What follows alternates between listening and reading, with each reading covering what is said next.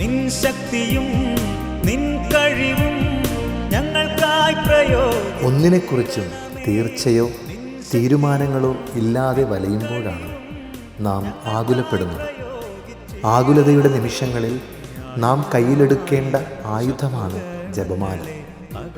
ജപമാല പരിശുദ്ധ മറിയത്തിൻ്റെ സാന്നിധ്യമാണ്. ആ സാന്നിധ്യം വെറുമൊരു കൂട്ടല്ല, സ്വർഗം മാനിക്കുന്ന കൂട്ടാണ്. ആകുലതകളിൽ പോലും ആത്മാവിനെ പ്രദാനം ചെയ്യുവാൻ കഴിവുള്ള സാന്നിധ്യം. സെഹിയോൻ മാളികയിൽ സംഭവിച്ചതും അതുതന്നെയല്ലേ? യേശുവിൻ്റെ സാന്നിധ്യം നഷ്ടമായപ്പോൾ വിങ്ങുന്ന ഹൃദയത്തോടെ ഒത്തുകൂടിയ ശിഷ്യന്മാരുടെ നടുവിൽ അമ്മയുണ്ടായിരുന്നു, സ്വർഗത്തിൻ്റെ സാന്നിധ്യം.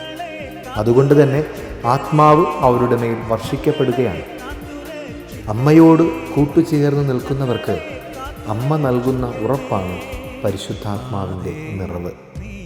അതിനാൽ മനുഷ്യബുദ്ധി കൊണ്ടും യുക്തി കൊണ്ടും ശരിപ്പെടുത്തുവാൻ കഴിയാത്ത പ്രശ്നങ്ങളുടെ മുൻപിൽ ധൈര്യപൂർവം ജപമാല നമുക്ക് മുറുകെ പിടിക്കാം.